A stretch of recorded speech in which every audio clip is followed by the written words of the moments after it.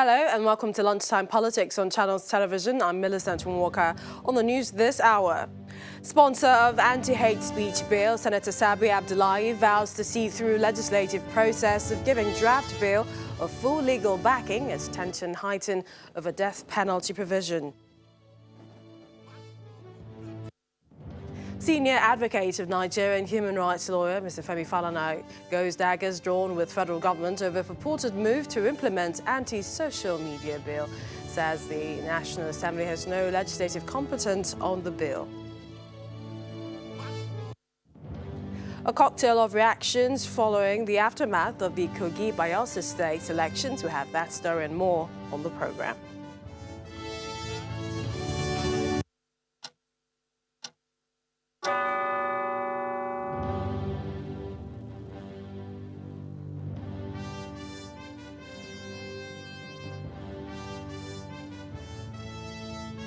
Welcome everyone to Lunchtime Politics. We kick off this afternoon with the controversial bill to establish a national commission for the prohibition of hate speech. The sponsor of the bill, Senator Abdullahi Sabi, has vowed to continue pursuing it despite criticisms from various quarters.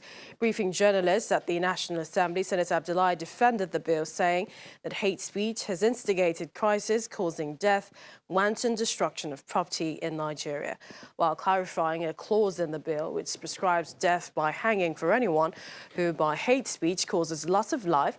Senator Sabi says Nigerians should not be scared.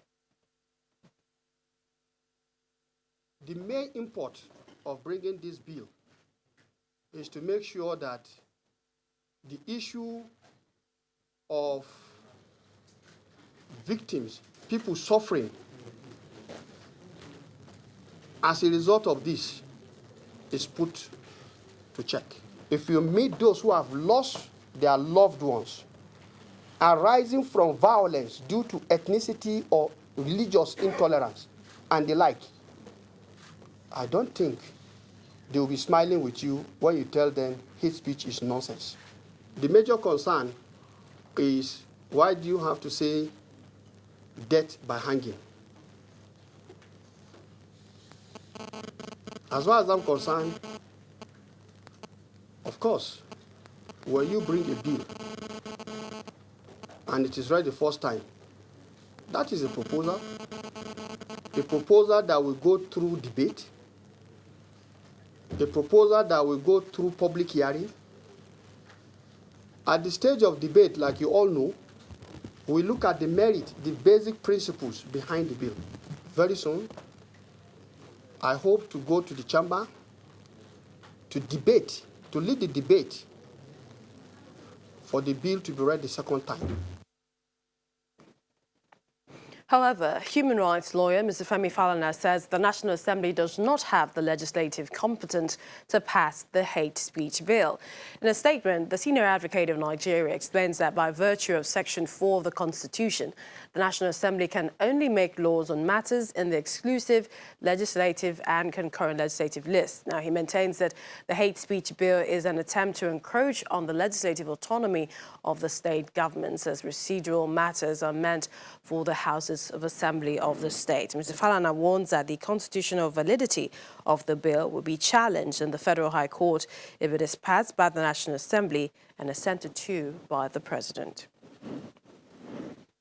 On the other hand, is the Minister of Information and Culture, Mr. Lai Mohammed, who continues to defend the federal government-sponsored social media bill, saying it is not aimed at silencing the media in Nigeria. Mr. Mohammed, who was speaking at a meeting with the leadership of the Nigeria Union of Journalists, NUJ, insists that it is to regulate the activities of non-professionals who fill the social media space with fake news. When we announced our plan to regulate the social media, we said clearly that the regulation is not an attempt to gag the media or to muzzle free speech. And we said clearly that journalists, trained professional journalists, have nothing to fear. As a matter of fact, the major beneficiary of injecting sanity into the social media or even the broadcasting code is trained professional journalists.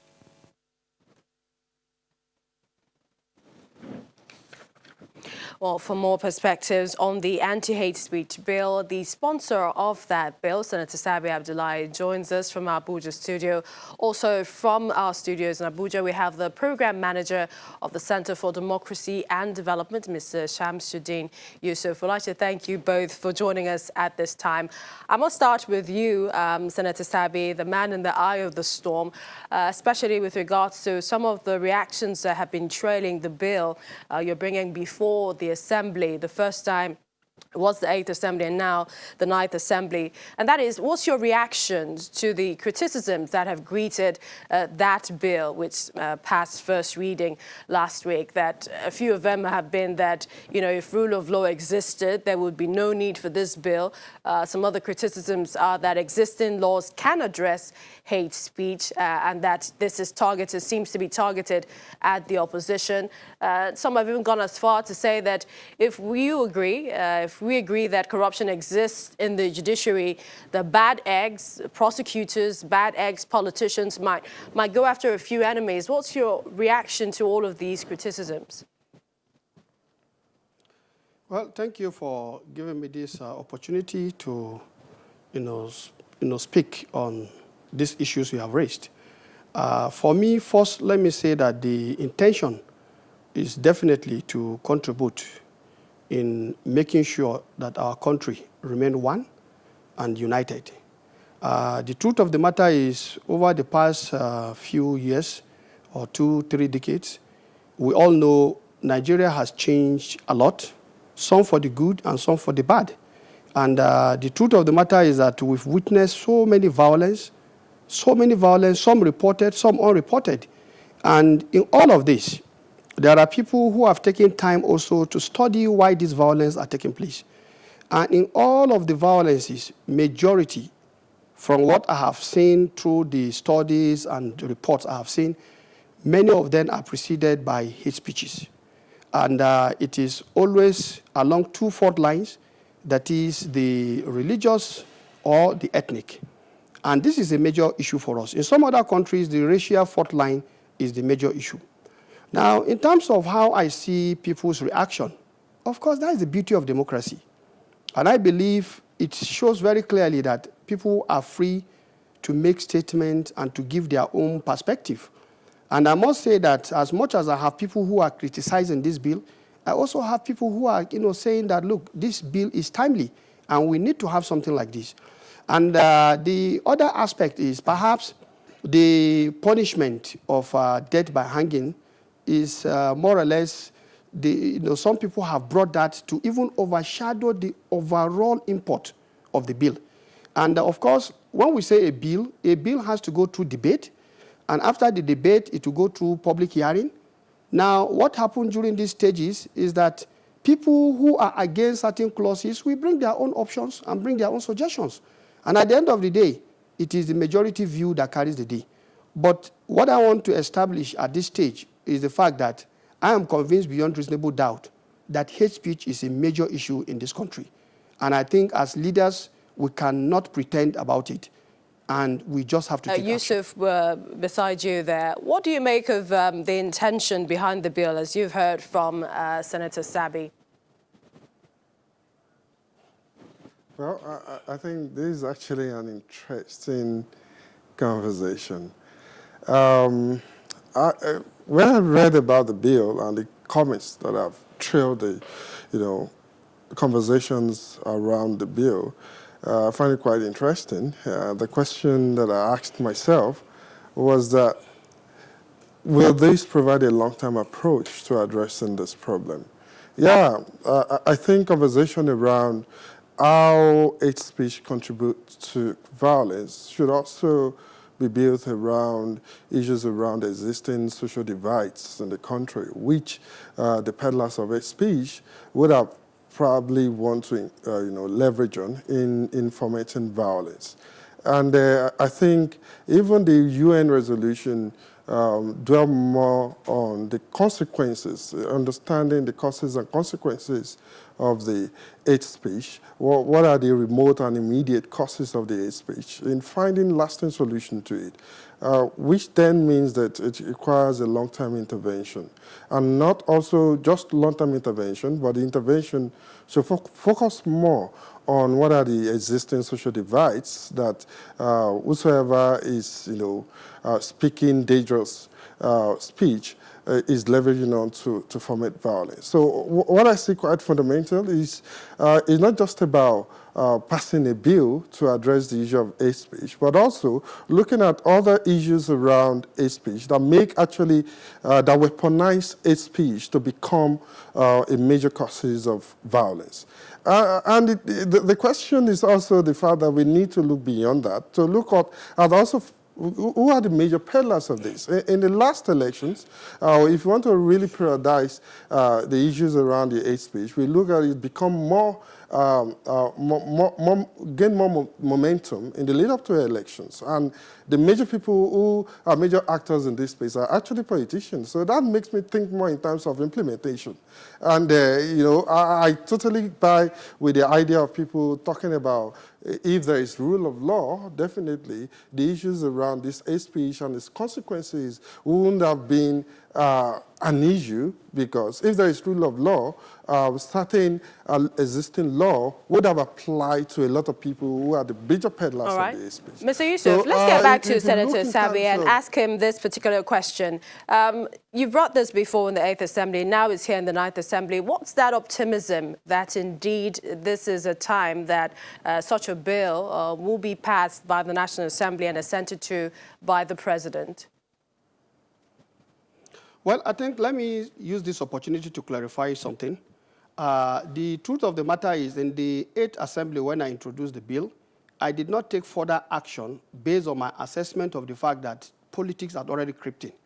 And I don't want this thing to be politicized, because it involves the lives of people who are victims. And so I decided not to take any action, and so it elapsed with the effluxion of time of the 8th Assembly. Now, I'm privileged to be back to the 9th Assembly, and this is why I'm starting the bill this early, so that we can discuss these issues and at least agree on certain fundamentals. Now, the point I want to make about the bill is talking about an independent body. This is simply because I know the issue is sensitive, and of course, like my colleague here in the studio is talking about the peddlers being politicians. Of course, they are not only politicians. Many other Nigerians who are not politicians are involved. But of course, I agree with him. The bulk of the violence attributable to these issues coming from electioneering is true, and I think there are studies to justify this particular fact. Now, within this context, I'm a politician. I'm not a reckless politician, and I don't desire to be a reckless politician.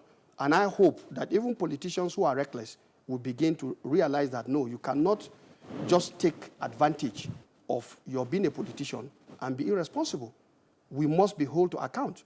And so within this context, the bill is talking about an independent commission that has processes that we actually check before even these issues get into that stage where violence will begin to be unleashed on people. They should be able to go through the process of mediating. Senator Sabi, many people have argued that the line between, offensive and, hate speech is often blurred. So it will be difficult to ascertain what is hate speech, in as much as you've made several provisions in that bill. But I want to quickly come to you, Mr. Yusuf, and that is moving forward. What do you hope will happen? Do you see this bill becoming law, and is it necessary for us at this stage of our democracy? In just a few seconds, if you can. I think it's, as much as we think about hate speech being a major problem, I think we need to think beyond that as a country. One is for us to further give impression and give confidence and even the institution of the government to address the existing challenges. We saw what happened in the elections, in the 2 governorship elections that just happened. And I bet that even those people who were arrested in 2019 are yet to be held accountable. So what even give impression that the politicians who will be the major peddlers of this hate speech will be held accountable, rather than use it as a tool to weaponize and suppress some certain people who are considered as being antagonistic. I think the sponsor of the bill might actually have a good intent, but the implementer might not actually have a good intent. We'll see how all of this plays out on the floor of the House, since he's mentioned that it will still go through debates and some public hearing. We'd like to thank you so much, Senator Sabi Abdullahi, for joining us at this time, and Mr. Shamsuddin Yusuf. Thank you both. Still to come on the program, mixed reactions on the concluded Kogi Bayelsa State elections. Don't go away.